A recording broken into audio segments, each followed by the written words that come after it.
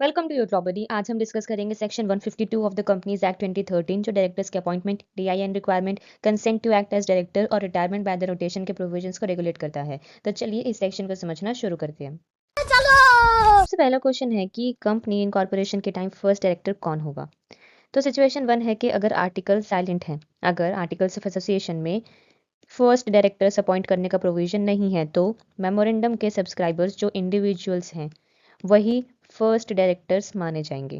यानी डायरेक्टर्स तब तक ऑफिस में रहेंगे जब तक कंपनी प्रॉपरली डायरेक्टर्स अपॉइंट नहीं कर लेती। नेक्स्ट है one person company. One person company के केस में सिंगल मेंबर ही फर्स्ट डायरेक्टर माना जाएगा जब तक मेंबर किसी और डायरेक्टर को अपॉइंट नहीं कर देता। नेक्स्ट है सबसेक्शन 2। ये बताता है कि हर डायरेक्टर की अपॉइंटमेंट कंपनी द्वारा जनरल मीटिंग में की जाएगी। यानी share holders ultimately directors appoint करते हैं। एक्सेप्शन तभी होगी जब एक्ट स्पेसिफिकली कुछ और प्रोवाइड करे। सब सेक्शन 3 बताता है कि कोई भी पर्सन डायरेक्टर तब तक अपॉइंट नहीं हो सकता जब तक कि उसके पास एक डायरेक्टर आइडेंटिफिकेशन नंबर ना हो। डीआईएन एक यूनिक आइडेंटिफिकेशन नंबर होता है जो डायरेक्टर की आइडेंटिटी इस्टेब्लिश करता है। Without DIN appointment is invalid. Subsection 4 बात करता है furnishing the DIN and declaration के बारे में। डायरेक्टर बनने वाला पर्सन डीआईएन फर्निश करेगा और साथ ही डिक्लेरेशन देगा कि मैं कंपनीज एक्ट के अंडर डायरेक्टर बनने के लिए डिस्क्वालिफाइड नहीं हूँ। ये डिक्लेरेशन मैंडेटरी है।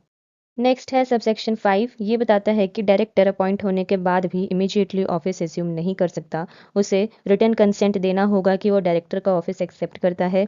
ये कंसेंट 30 डेज के अंदर रजिस्ट्रार के पास फाइल करना होता है।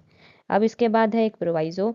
ये प्रोवाइजो बात करता है कि इंडिपेंडेंट डायरेक्टर्स अपॉइंट करते वक्त नोटिस के साथ एक्सप्लेनेटरी स्टेटमेंट अटैच किया जाएगा। बोर्ड को डिस्क्लोज करना होगा कि इंडिपेंडेंट डायरेक्टर एक्ट की प्रिस्क्राइब्ड कंडीशन सेटिस्फाई करता है।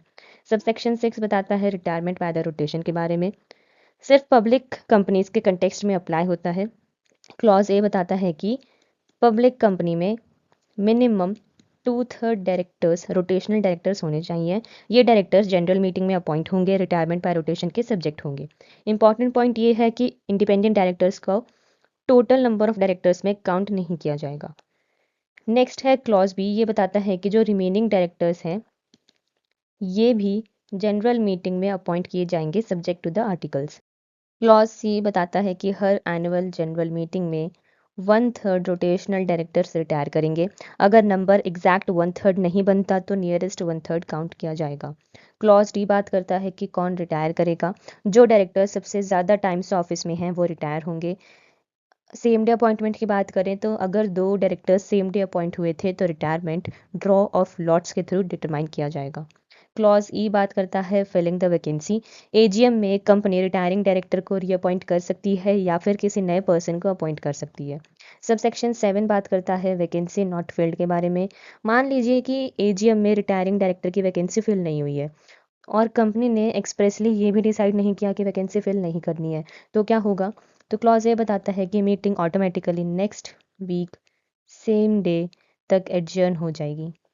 अगर वो नेशनल हॉलिडे हो तो नेक्स्ट वर्किंग डे पर मीटिंग होगी।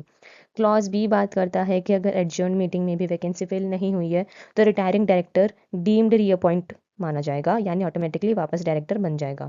अब इसके बाद हम बात करते हैं कुछ एक्सेप्शंस के बारे में।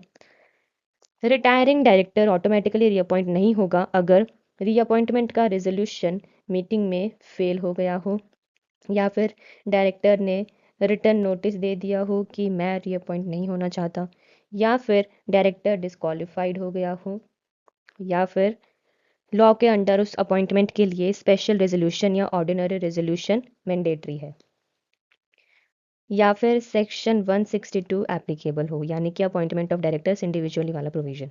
ठीक है।